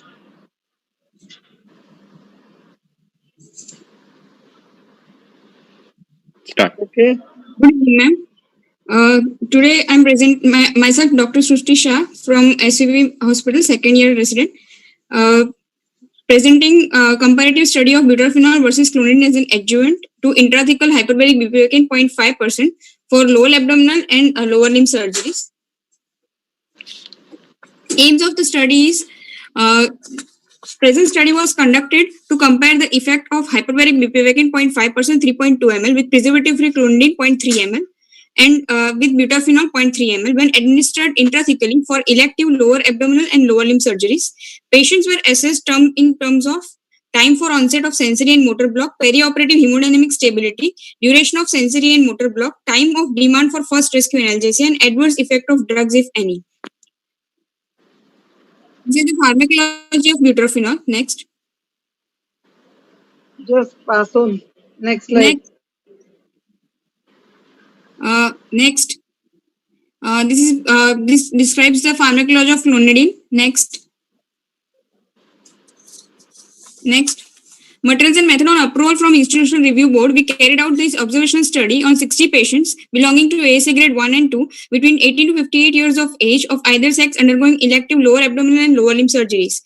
Our pre-study evaluation include detailed history, general and systemic examination, vital parameters were noted, and an informed written consent were taken from each patient. Next. There are two main groups in our study. One is clonidine group, that is BC, and other is the butorphanol group, that is BB. In clonidine group, hyperbaric bupivacaine heavy 0.5%, that is 16 milligram 3.2 ml with 45 microgram of preservative-free clonidine 0.3 ml is taken. And in group butorphanol, hyperbaric bupivacaine heavy 0.5%, 16 milligram, that is 3.2 ml with 300 microgram preservative-free butorphanol 0.3 ml is taken. Anesthetic technique is under strict aseptic and antiseptic precautions. Subarachnoid block was performed in sitting position between L3 L4 intervertebral space with 25 gauge spinal needle via midline approach, and after confirming free and clear flow of CSF, the test drug was injected over 10 to 15 seconds and patient were made in supine position after completion of the block. Next. Materials and methods are observations were made considering following points, that is hemodynamic parameters, respiratory parameters, onset of sensory and motor block, time for highest sensory block and dermatomal level achieved, time for motor block to reach the modified Bromage grade 3, time for 2-segment regression of sensory level, time for motor block to regress to Bromage grade 1, sedation score, time for sensory regression up to S1 level, time when VAS score was more than 5, which is the time for rescue analgesia, incidence of complications and side effects, hypotension, bradycardia, nausea, vomiting, respiratory depression, sedation, pruritus, shivering, urinary retention, and posterior puncture headache, transient neurological symptoms. Next. These are the terms which are defined. Mainly the motor block was assessed by Bromage scale, and sedation score was assessed by Campbell sedation score. Next.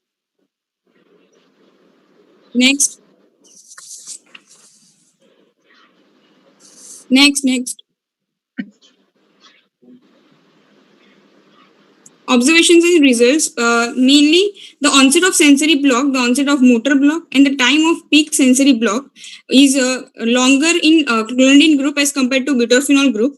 The time for peak motor block and the 2-segment sensory regression is longer in clonidine group as compared to butorphanol group. And the time for rescue analgesia, the duration is longer in clonidine group as compared to butorphanol group. Next. In changes in heart rate, mainly baseline heart rate was comparable in both the group. Then significant change was noted in heart rate in group clonidine, showing decrease in heart rate from 6 minutes onwards up to 10 hours of spinal anesthesia, with maximum decrease occurring at around 45 minutes. Next. In mean arterial blood pressure, mainly we are comparable in both the groups. There is statistically significant decrease in mean arterial blood pressure occurring in 30 minutes after spinal anesthesia in group clonidine as compared and remain lower in group butorphanol up to 6 hours. Mainly VAS score, as shown in the above graph, the mean time for VAS score is more than 5 in group clonidine was around 360 minutes, and when in butorphanol it was around 300 minutes. This difference was found to be statistically highly significant, and however, after rescue analgesia, no significant difference was seen among the groups during subsequent observations. Now, from the above table, we can see that the group clonidine the patient were more sedated compared to butorphanol group intraoperatively and postoperatively. But the patients in clonidine were sleeping comfortably but easily arousable. Patient in the study did not require any supplemental oxygen or did not have any respiratory depression. This is the discussion. Mainly, we found that both sensory and motor block is to be faster in butorphanol compared to clonidine, and results were significant. Now, spinal anesthesia is the fastest, most predictable and reliable form of regional anesthesia. Bupivacaine is most commonly used local anesthetic in spinal anesthesia. By adding a small dose of narcotic to local anesthetic solution, the duration of anesthesia and analgesia can be significantly prolonged. The analgesic effect of clonidine is mediated spinally through activation of postsynaptic alpha-2 receptors in substantia gelatinosa of spinal cord to enhance the sensory and motor block of local anesthetic without increasing the incidence of side effect of respiratory depression. Butorphanol exhibit partial agonist and antagonist activity at the mu opioid receptor, as well as competitive antagonist activity and partial agonist activity at the kappa opioid receptors. Butorphanol is also quite effective at reducing postoperative shivering. Butorphanol is easily available without any restriction along with H-scheduled drug.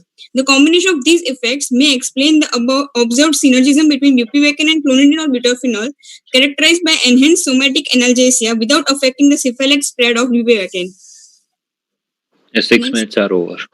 Okay.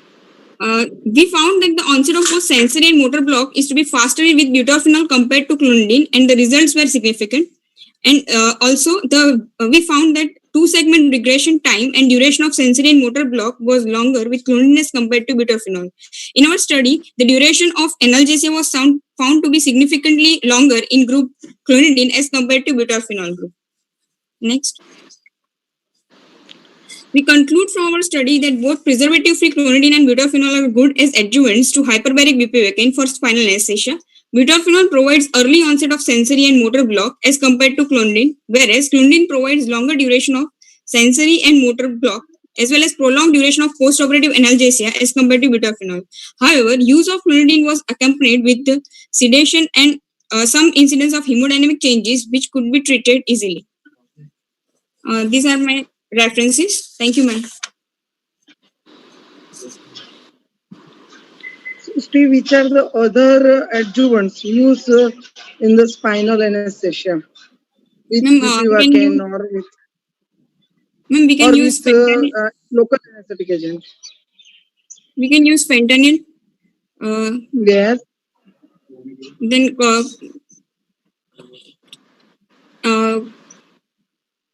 when clonidine, butorphanol, fentanyl can be used, more commonly used. Other than, we can also use ketamine, preservative-free ketamine. Ketamine you can give from the bulb? No, preservative-free ketamine, ma'am. Yes. Ampule is available. Okay. Then other?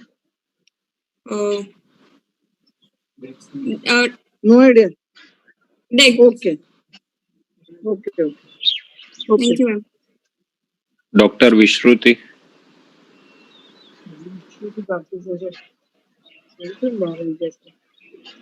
I'm last participant. Yes.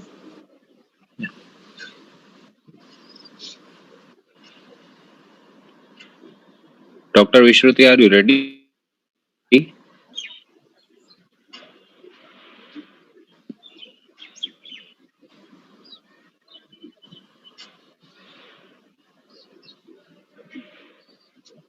Hello. Hello. Dr. Vishruti. Vishruti, I have mentioned.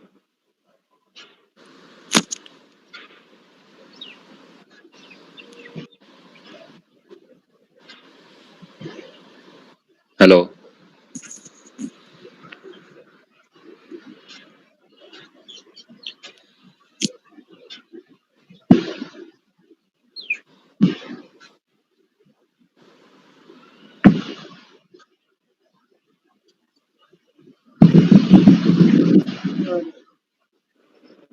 Vishruti. Okay, Dr. Vishruti, start.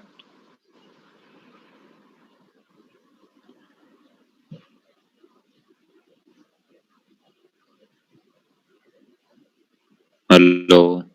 Dr. Vishnu. Hello.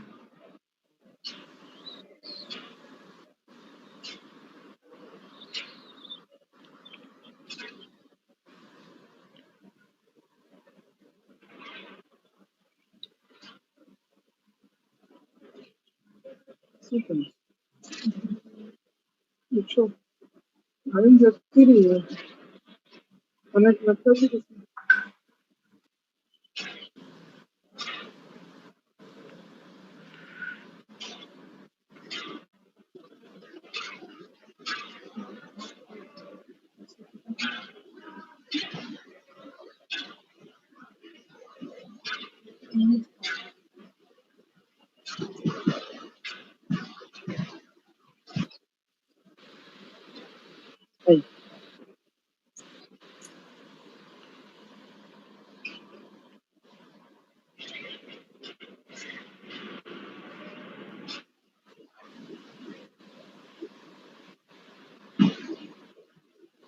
नहीं कितना बड़ा problem है बोलने से करें Dr. Vishruti, you are not audible.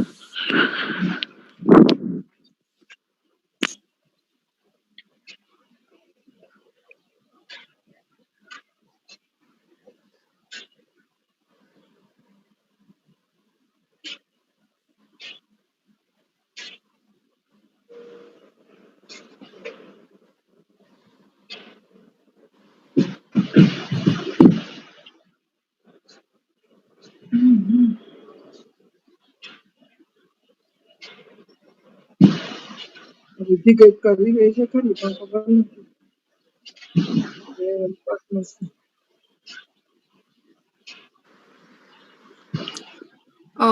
Dr. Vishruti, can you start? yes start Shubh. Is she there? There, she's there. From Dr. Riddhi's account. Okay.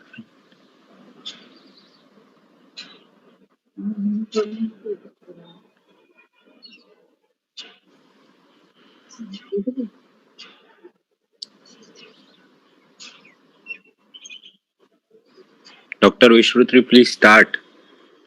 please start you are not audible Vishruti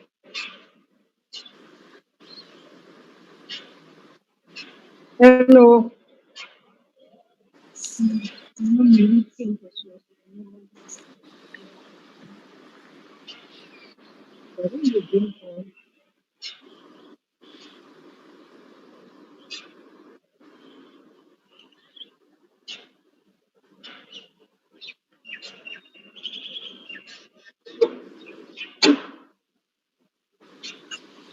Riddhi में से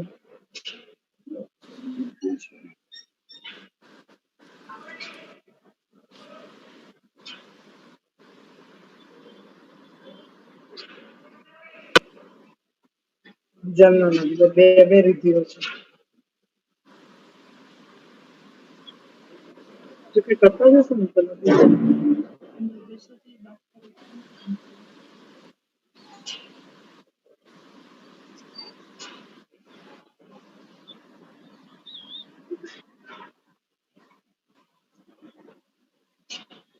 hello Riddhi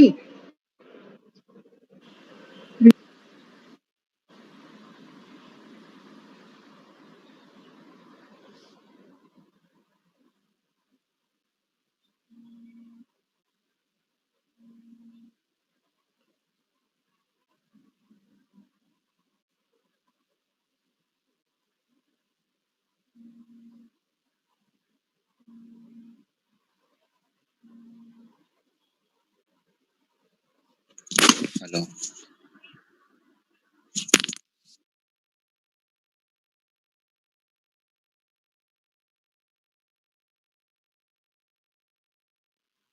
We're very sorry for the delay, ma'am. It'll just take 1 minute.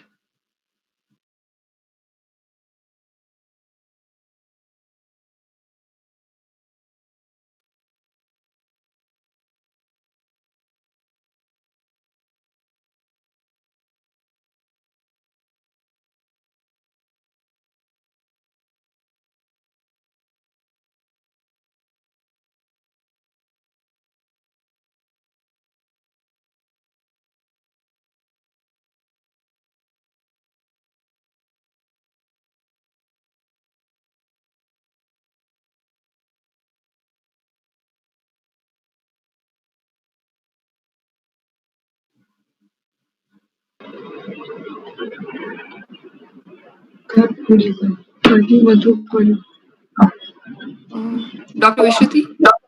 Hello, now is it audible? Yes, yes. Yes, yes, it's audible.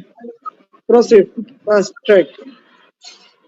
My topic is comparison of efficacy of ondansetron and dexamethasone on prevention of post-operative shivering after spinal anesthesia. Next. Shivering is defined as fasciculation of the face, jaw, or head or muscle hyperactivity lasting longer than 15 seconds. It has incidence of 5 to 65% after general anesthesia and 30 to 33% after regional procedures. The overall shivering incidence is 34%. Post-operative shivering is an involuntary oscillatory muscular activity during early recovery after anesthesia.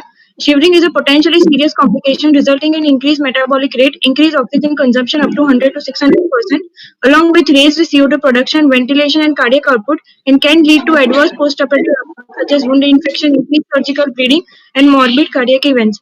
It causes arterial hypoxemia, lactic acidosis, increased intraocular and intracerebral pressures. It interferes with pulse rate, blood pressure, and ECG monitoring. Next. It can be reduced by non-medical and medical methods. Non-medical methods includes use of moisturizers, preventing hypothermia using warm blankets, and warm and moist oxygen inhalation. Medical methods include use of intravenous use of opioid drugs like pethidine, fentanyl, nalbuphine, etc. Non-opioid analgesics like tramadol, alpha-2 agonists like clonidine, physostigmine, anti-inflammatory agents like dexamethasone, and 5-HT3 antagonists like ondansetron. Next.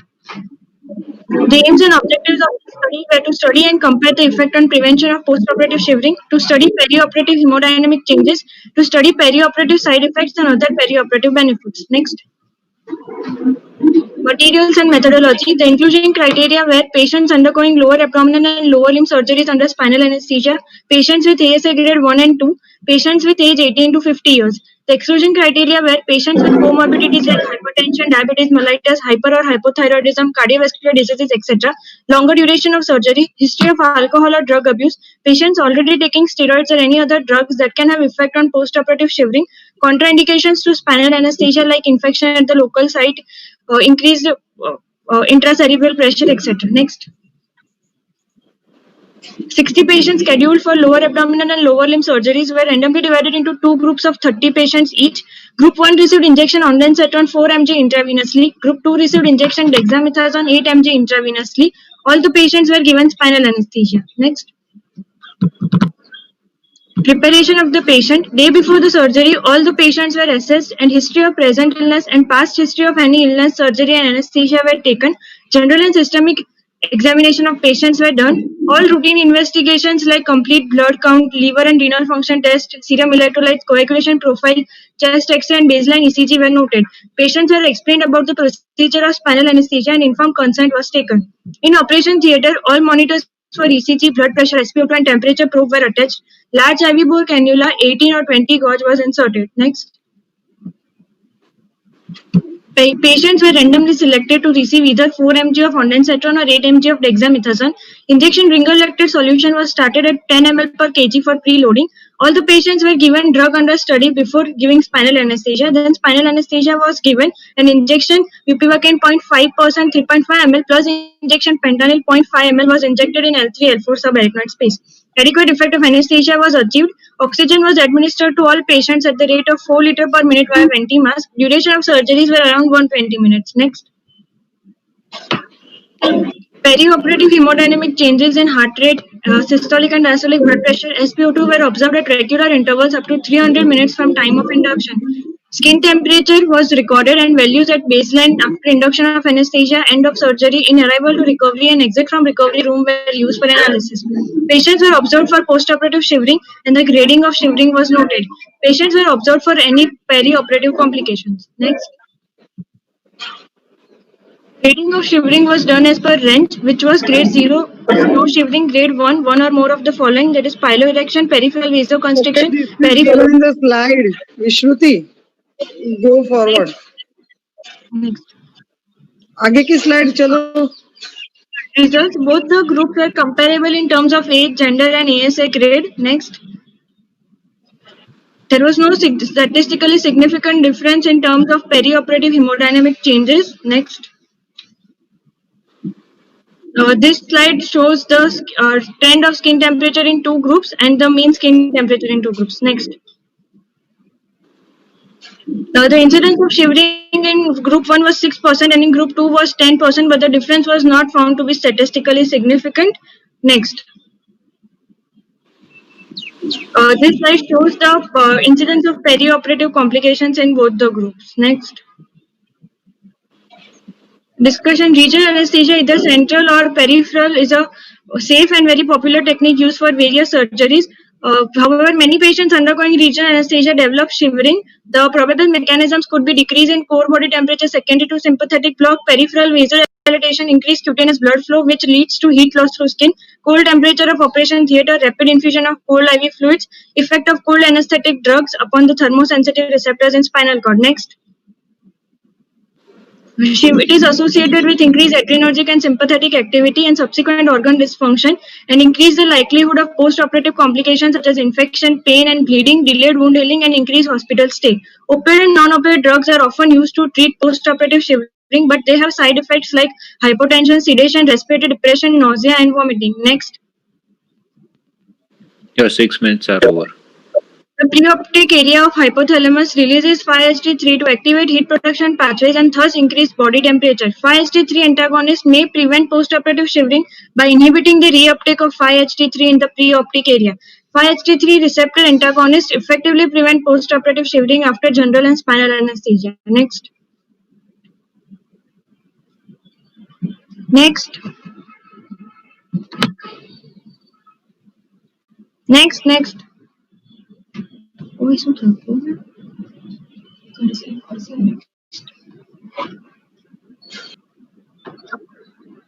Next.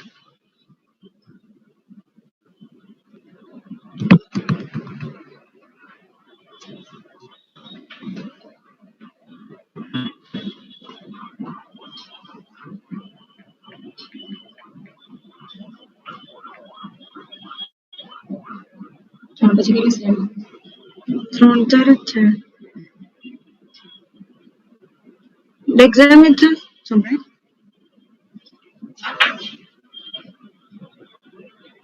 Hello. Dexamethasone decreases the temperature gradient and shivering by inhibition of release of vasoconstrictor and pyrogenic cytokines. Dexamethasone has anti-inflammatory effect by prostaglandin synthesis inhibition and the decrease in serotonin turnover in the CNS. Moreover, both the drugs also prevent other anesthesia-related complications like postoperative nausea and vomiting, etc. Limitations: the optimal dose of both the drugs to prevent postoperative shivering has not been established. Long-term complications of ondansetron and dexamethasone were not observed as study was limited to recovery period only. Conclusion: we concluded that both ondansetron 4 mg and dexamethasone 8 mg effectively prevented post-spinal anesthesia shivering, along with the absence of hemodynamic effects and reduction of post-operative nausea and vomiting and post-operative pain and opioid-related side effects like respiratory depression, sedation, pruritus, etc. Both the drugs were equivocal in prevention of post-spinal anesthesia shivering. Thank you. We're very sorry for that technical issue. There was an internet problem. Which are the other drugs to prevent shivering? Which are the other drugs to prevent shivering? Pethidine can be used, tramadol can be used, clonidine can be used, and nalbuphine can be used, and physostigmine can be used. Okay. You have used bupivacaine with fentanyl intrathecally. Have you ever heard that bupivacaine with fentanyl intrathecal can also prevent shivering and vomiting? So you have to take one control group of only no drug given. Then you can compare the things. Otherwise, there is a bias of fentanyl-induced prevention of the shivering. Okay? Okay. Thank you so much, ma'am. Should we conclude? And we'll give the results. Yes. We'll give you the results. Yeah. Okay. We will text the results on the group. Yes, I will give results of today posters and paper after some time. Yes, ma'am. No problem. Okay. Yeah. Thank you so much, ma'am. Okay, Nandini. Okay. Thank you so much, ma'am. Sorry for the inconvenience. Okay. As soon as ma'am gives us the result, we'll put it on the group. Participating in